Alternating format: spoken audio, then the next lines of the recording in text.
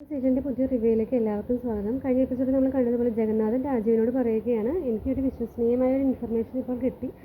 അത് വെച്ചിട്ട് നോക്കുകയാണെങ്കിൽ ശാരിക ഇപ്പോൾ പോയിരിക്കുന്നത് ആ സ്ഥലത്തേക്കാണെന്നൊക്കെ പറയുമ്പോൾ രാജീവിന് അത് എവിടെയാണെന്ന് ചോദിക്കുമ്പോൾ അത് എനിക്ക് സ്ഥലത്തിൻ്റെ പേരൊന്നും പറയാനറിയില്ല, എനിക്ക് വിശ്വസനീയമായ ഇൻഫർമേഷൻ തന്നെയാണ്. എനിക്ക് ഏകദേശം ആ വിളിച്ച് പറഞ്ഞു തന്ന ആൾ അതിൻ്റെ വഴിയൊക്കെ പറഞ്ഞു തന്നിട്ടുണ്ട്, അങ്ങനെ നമുക്ക് അങ്ങോട്ട് പോകാം എന്നൊക്കെ പറയുമ്പോൾ നമ്മളിപ്പോൾ അവിടെ ചെന്നാലും അവിടെ ശാരിക ഇല്ലെങ്കിലും ഇനി ശാരിക ഒരു പരസ്യമായിട്ട് പൊതുവായിട്ടുള്ള സ്ഥലത്താണ് അവിടെ ചെന്നേക്കുന്നതെന്നുണ്ടെങ്കിൽ നമ്മൾ അവിടെ ചെന്നുകൊണ്ട് വല്ല പ്രത്യേകിച്ച് ഗുണം വല്ലതും ഉണ്ടോ എന്നൊക്കെ ചോദിക്കുമ്പോൾ അങ്ങനെ പരസ്യമായിട്ട് ഇടപെടാൻ പറ്റിയ ഒരു സ്ഥലത്തേക്കല്ല എൻ്റെ നിഗമനം ശരിയാണെങ്കിൽ അവൾ എത്തിയിരിക്കുന്നത്. എല്ലാ തട്ടിപ്പിനും സപ്പോർട്ട് ചെയ്യുന്ന അവളുടെ ക്രിമിനൽ ബാക്ക്ഗ്രൗണ്ടുള്ള അവളുടെ കൂടെയുള്ള അവരുടെ ഹെൽപ്പേഴ്സ് എല്ലാം കൂടെ ഉണ്ടാവണം. അങ്ങനെ എന്തോ ഒരു കാര്യം അവർ തീരുമാനിക്കാനും എന്തോ കാര്യം പ്ലാൻ ചെയ്യാൻ നടപ്പിലാക്കാനൊക്കെ വേണ്ടിയിട്ട് തന്നെയായിരിക്കണം അവൾ അവിടെ ചെന്നിരിക്കുന്നത്. അങ്ങനെയാണെങ്കിൽ നമുക്ക് പറഞ്ഞു തരിക്കാൻ സമയമില്ല, നമുക്ക് എത്രയും പെട്ടെന്ന് അങ്ങോട്ട് ചെല്ലണമെന്നൊക്കെ പറയുകയാണ് രാജീവിനോട്. കാണിച്ചു കൊടുക്കുന്ന അതിക്രമങ്ങളും അവളുടെ പ്ലാനിങ്ങും എല്ലാം നേരിട്ട് അവൾക്ക് ഫോണിലൂടെ സംസാരിച്ച് നടപ്പിലാക്കാൻ ബുദ്ധിമുട്ടുള്ളതുകൊണ്ട് തന്നെ ഇങ്ങനെയുള്ള ഏതെങ്കിലും സ്ഥലങ്ങളിൽ ചെന്നിട്ടായിരിക്കണം അവർ പ്ലാൻ ചെയ്യുന്നതും തമ്മിൽ കാണുന്നതും ഒക്കെ എന്നൊക്കെ പറയുമ്പോൾ അങ്ങനെയാണെങ്കിൽ തന്നെ അവരെപ്പോഴും അതേ സെയിം സ്ഥലത്ത് തന്നെ ഒത്തുകൂടണമെന്നില്ലല്ലോ എന്നൊക്കെ പറയുമ്പോൾ രാജുവിനെ അതിനെക്കുറിച്ച് അറിയാൻ പാടില്ല. എനിക്ക് അവളെ നേരത്തെ തന്നെ നല്ലോണം അറിയാം, അവൾ മിക്കവാറും അവിടെ തന്നെ ആയിരിക്കണം. നല്ല എല്ലാത്തിനും സൗകര്യമുള്ള ഒരു സ്ഥലം കിട്ടുന്നുണ്ടെങ്കിൽ പിന്നെ മാറി മാറി സ്ഥലം അന്വേഷിച്ച് പോകേണ്ട ആവശ്യം ആരും നോക്കില്ല. അതുകൊണ്ട് അവൾ അവിടെ തന്നെ ആയിരിക്കും, നമുക്ക് എത്രയും പെട്ടെന്ന് തന്നെ പോകണം, പറഞ്ഞു നിൽക്കാൻ സമയമില്ല എന്ന് പറഞ്ഞിട്ട് അവർ പോകാൻ ഒരുങ്ങുന്നതായിട്ടാണ് കാണിക്കുന്നത്. രാജീരമേട്ടാണ് കാണിക്കുന്നത്. രാജീരമേട്ടിൽ തുളസിയുടെ റൂമിലേക്ക് നമ്മുടെ ആരതിയും രാഖിയോടെയും രാത്രി കിടക്കാനായിട്ട് ഒരുങ്ങുകയാണ്. അപ്പോൾ കട്ടിലൊക്കെ വലിച്ചിടുമ്പോഴേക്കും അമ്മണിയമ്മ ചെന്നിട്ട് എന്താ പെട്ടെന്ന് ഇങ്ങനെ ഒരു മാറ്റം എന്നൊക്കെ ചോദിക്കുമ്പോൾ മാനസികമായിട്ട് ഒരു സപ്പോർട്ട് തുളസിക്ക് കൊടുക്കാൻ വേണ്ടിയിട്ട് ഞങ്ങളും കൂടി ഇങ്ങോട്ട് കൂടെ ഒപ്പം കിടക്കാമെന്ന് കരുതി എന്നൊക്കെ പറയുമ്പോൾ എന്തെങ്കിലും ഒരു പ്രശ്നമുണ്ടെങ്കിൽ പറയും അവളെ, എനിക്ക് ഇതൊക്കെ കണ്ടിട്ട് പേടിയാവുന്നു എന്നൊക്കെ പറയുമ്പോൾ അമ്മണിയമ്മ ധൈര്യമായിട്ട് ഇരിക്കും, എല്ലാത്തിനും ഞങ്ങളില്ലേ, ഞാൻ ജീവനോട് ഇരിക്കുമ്പോൾ തുളസിക്ക് ഒന്നും സംഭവിക്കില്ല, അത് എൻ്റെ വാക്കാണെന്നൊക്കെ പറയുകയാണ്. മോൾക്ക് എത്ര നാൾ എൻ്റെ മോളെ സപ്പോർട്ട് ചെയ്യാൻ പറ്റും, സംരക്ഷിക്കാൻ പറ്റും എന്നൊക്കെ പറയുമ്പോൾ എനിക്ക് ജീവനുള്ളിടത്തോളം കാലം തുളസിക്കൊന്നും സംഭവിക്കില്ല എന്ന് തീർത്ത് പറയുകയാണ്.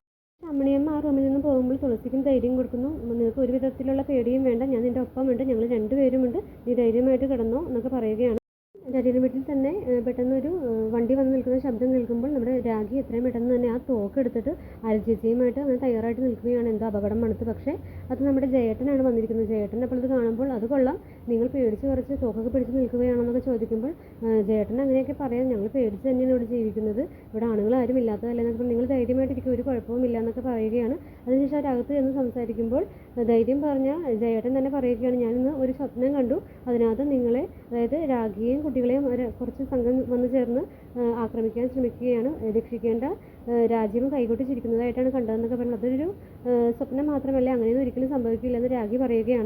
എനിക്കതൊരു സ്വപ്നമായിട്ട് കരുതാൻ കഴിയുന്നില്ല, കാരണം രാജീവൻ ഇത്രയും പെട്ടെന്ന് ഈ വീട്ടിൽ നിന്ന് ഇറങ്ങിപ്പോയതും എല്ലാം കൂടി കൂട്ടി വായിക്കുമ്പോൾ രാഖിക്കും കുട്ടികൾക്കും എന്തെങ്കിലും അപകടം വരാൻ പോകുന്നുണ്ടോ എനിക്കൊരു ഡൗട്ട്. അവൻ ശാരീരിക്കൊപ്പം നിൽക്കുന്നതാണോ, അല്ലെങ്കിൽ അവന് പോലീസ് നിർബന്ധിച്ചാലും അവൻ ഈ വീട്ടിൽ താമസിച്ചില്ലെങ്കിലും മറ്റൊരു ഹോട്ടലിൽ റൂമെടുത്ത് താമസിക്കാവുന്നതല്ലേ ഉള്ളൂ, അവളുടെ കൂടെ പോയി താമസിക്കണം, എനിക്ക് എന്തോ സ്പെല്ലിംഗ് മിസ്റ്റേക്ക് തോന്നുന്നൊക്കെ പറയുമ്പോൾ രാഖിക്ക് ദേഷ്യം വരികയാണ്. രാഖി ഈ ടൈമിൽ നമ്മൾ അങ്ങോട്ടും ഇങ്ങോട്ടും പരസ്പരം ചെളിവാരി എറിയുന്നതല്ല നല്ലത്, ഇപ്പോൾ തന്നെ രാജീവേട്ടൻ എന്നെ വിളിച്ച് വെച്ചതേ ഉള്ളൂ, ഇവിടെ എന്തോ അപകടം വരാൻ പോകുന്നുണ്ടെന്നുള്ള മുന്നറിയിപ്പ് എനിക്ക് തന്നിട്ടുണ്ട്, അതനുസരിച്ച് ധൈര്യമായിട്ട് ഇരിക്കുക, എല്ലാത്തിനും അതിജീവിക്കാനുള്ള ഒരു ഇതുമായിട്ട് നിൽക്കാനൊക്കെയാണ് പറഞ്ഞിരിക്കുന്നത് എന്നൊക്കെ പറയുമ്പോൾ നമ്മുടെ ജയേട്ടനും അത് മനസ്സിലാവുകയാണ്. ജയേട്ടൻ മോളെ എൻ്റെ വിഷമം കൊണ്ടും പേടിയും കൊണ്ടും പറഞ്ഞതാണ്, എല്ലാവർക്കും നല്ലത് വരണമെന്നുള്ള ഒറ്റ ഉദ്ദേശമേ എനിക്കുള്ളൂ എന്നൊക്കെ പറയുന്നു. ശാരികയെ വിഷ്ണു എന്ന ഹെൽപ്പർ വിളിക്കുന്നതാണ് കാണിക്കുന്നത്. എന്നിട്ട് പറയുന്നത് ജഗന്നാഥനും രാജീവനും ഇന്ന് നമ്മുടെ താവളത്തിൽ അന്വേഷിച്ച് വന്നിരുന്നു, ആ റൂം റെൻറ്റിന് കൊടുക്കുന്നുണ്ടോ എന്നൊക്കെ അന്വേഷിച്ചാണ് വന്നതെന്നൊക്കെ പറയുമ്പോൾ അവർക്ക് എന്തിനാണ് അതിൻ്റെ ആവശ്യം എന്താണെന്നൊക്കെ ചോദിക്കുമ്പോൾ എന്തെങ്കിലും പുതിയ ബിസിനസ്സിന് വേണ്ടിയിട്ടായിരിക്കും എന്ന് പറയുമ്പോൾ അങ്ങനെ വരാനുള്ള സാധ്യതയുമില്ല, കാരണം ജഗന്നാഥന് ബിസിനസ് തുടക്കാനുള്ള പൈസയൊന്നും കയ്യിലില്ല, പിന്നെ രാജീവേട്ടനാണെങ്കിലും അങ്ങനെയൊന്നും ഇപ്പോൾ ഒരു ആവശ്യവുമില്ല, പിന്നെ മറ്റുള്ളവർക്ക് വേണ്ടിയിട്ടായിരിക്കുമോ എന്നുള്ള സംശയം വരുമ്പോൾ മറ്റുള്ളവർക്ക് വേണ്ടിയിട്ടൊന്നും അവരങ്ങനെ അന്വേഷിക്കില്ല, ഇതിന് പിന്നിൽ എന്തോ ഒരു ഗൂഢാലോചനയുണ്ട്, മിക്കവാറും അത് നമ്മൾക്കെതിരെയുള്ള എന്തോ ഒരു പദ്ധതി തന്നെയായിരിക്കണം, നിങ്ങൾ അതിനെക്കുറിച്ച് കൂടുതൽ അന്വേഷിക്കേണ്ടതാണ്, നിൻ്റെ തലയിൽ കളിമണ്ണാണോ എന്നൊക്കെ ചോദിച്ചിട്ട് ദേഷ്യപ്പെടുകയാണ്.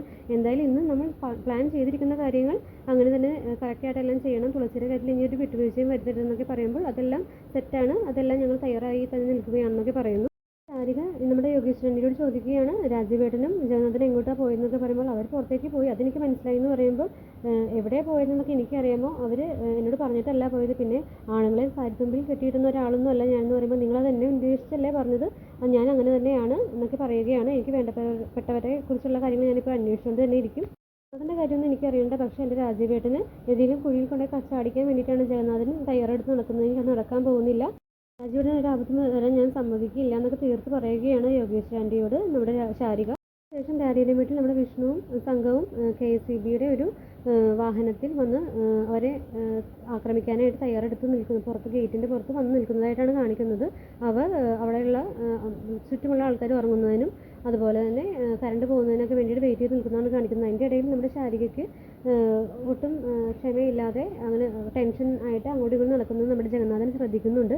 അപ്പോൾ തന്നെ നമ്മുടെ DYSP വിളിക്കുകയാണ്. എന്നിട്ട് പറയുന്നു, ആയിട്ടിരുന്നു എല്ലാം നമ്മൾ പ്ലാൻ ചെയ്തതുപോലെ തന്നെ നടക്കും എന്നൊക്കെ പറയുമ്പോൾ ശാരിക, എനിക്ക് നല്ല ടെൻഷനുണ്ട്, ഞാൻ വിഷ്ണുവിനോട് പറഞ്ഞിട്ടുണ്ട് എന്ത് കാര്യങ്ങളും കോൺടാക്ട് ചെയ്യാൻ എൻ്റെ ഫോണിലേക്ക് വിളിക്കരുതെന്നൊക്കെ പറഞ്ഞ് ഇൻസ്ട്രക്ഷൻ കൊടുത്തിട്ടുണ്ട്. അവരെന്തായാലും അവിടെ എത്തിക്കഴിഞ്ഞിട്ടുണ്ട്. അവർ കറണ്ട് പോകുന്നതിനും ചുറ്റുമുള്ളവർ ഉറങ്ങാനും വേണ്ടിയിട്ട് വെയിറ്റ് ചെയ്തിരിക്കുകയാണെന്നൊക്കെ പറയുമ്പോൾ DYSP പറയുകയാണ്, യാതൊരു കാരണവശാലും പേടിക്കണ്ട, ബാക്കി കാര്യങ്ങളൊക്കെ ഞാൻ നോക്കിക്കോളാം. എന്തെങ്കിലും ഒരു ആവശ്യമുണ്ടെങ്കിൽ പോലീസുകാർ ഇതിൽ നേരിട്ട് ഇടപെടില്ല. ഞാൻ പെട്രോളിങ്ങിന് CA പറഞ്ഞു വിട്ടിട്ടുണ്ട്. അതുകൊണ്ട് പോലീസ് ഇടപെടുമെന്ന് പേടിച്ച് ഇരിക്കണ്ട എന്നൊക്കെ പറയുകയാണ്. തുളസിയുടെ ശല്യം ഇന്നത്തോടെ തീരുന്നു തന്നെ അവർ പറയുകയാണ്. ജഗന്നാഥൻ ഫോണിൽ സംസാരിക്കുന്നതെല്ലാം ശ്രദ്ധിച്ച് കേൾക്കുന്നുണ്ടെങ്കിൽ എല്ലാം മനസ്സിലായില്ലെങ്കിലും എന്തോ അപകടമാണെന്ന് മനസ്സിലായിട്ട് രാജീവിനോട് പറയുകയാണ്. രാജ്യത്തിലുള്ള ആർക്കും എന്തോ അപകടം വരാൻ പോകുന്നുണ്ട്. ഡയറക്റ്റ് രാഗിക്കും കുട്ടികൾക്ക് അല്ലെങ്കിൽ പോലും അവിടെയുള്ള ഗീതയടുത്തേക്ക് തുളസിക്കൊക്കെ വന്നു കഴിഞ്ഞാലും അത് രാജീവിനൊരു തിരിച്ചടിയായി പോകുമെന്ന് പറയുമ്പോൾ അത് എങ്ങനെയും തടയണമെന്ന് അവർ തീരുമാനിച്ച് നിൽക്കുന്നത് കാണിച്ചിട്ടാണ് എപ്പിസോഡ്